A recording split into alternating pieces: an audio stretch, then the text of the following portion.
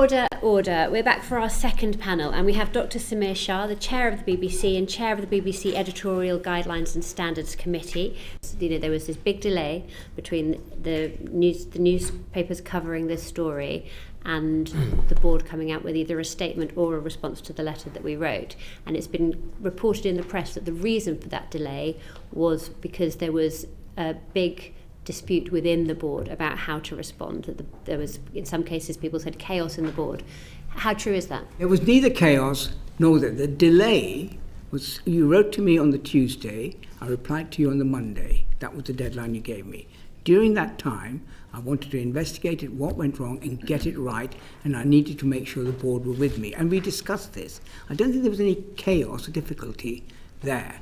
But I think, yes, if I could just add, because I was obviously part of some of those discussions, there was a continuing and sharp difference of opinion between certainly the chairman and me and some others on the board with the director of news about whether we were going to apologise just for the edit or whether the impact of the edit and indeed the positioning of the Proud Boys material had given a misleading impression.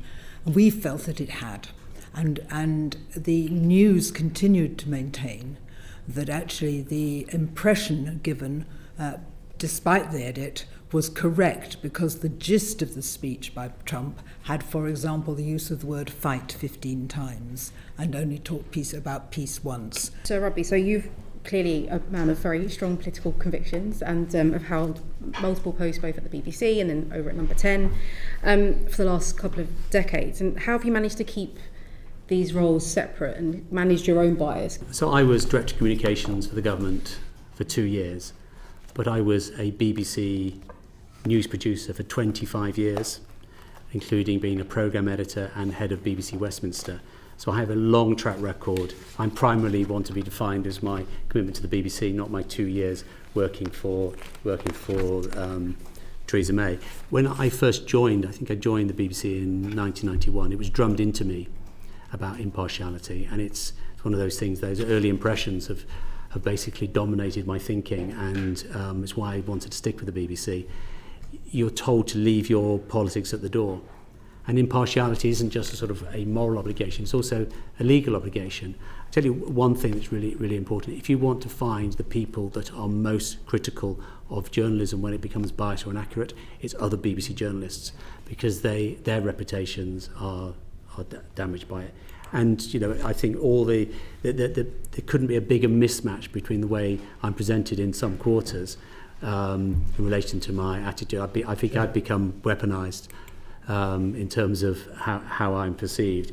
The BBC in the 90s, it was a long time ago, BBC Western You House. mentioned Robbie. It is unfair to say that Robbie comes with, he's principally a journalist. He was a journalist running the whole BBC's political journalism, and he did that with great skill and great commitment to impartiality. That's my view about it. A lot of speculation in the media, including BBC journalists, who are saying that what's happened to the BBC over the last couple of weeks was a board-level orchestrated coup, if you like.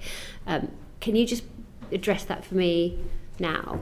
Do you recognise that characteristic? Was there anything orchestrated about what's happened to the BBC over the last couple of weeks, the departure of Tim Davie, etc.? It's up there as one of the most ridiculous charges. People had to find some angle.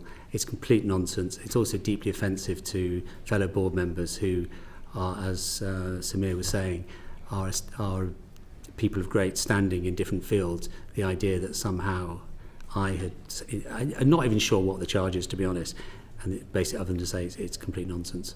Caroline? Yes, I certainly wouldn't have characterised anything I saw in the last couple of weeks as being a board coup. Or any kind of orchestrated board level? No, endless debate, Okay. but no orchestrated. Let's go back to Natasha. Sorry, can I just clarify something? Because you said that you weren't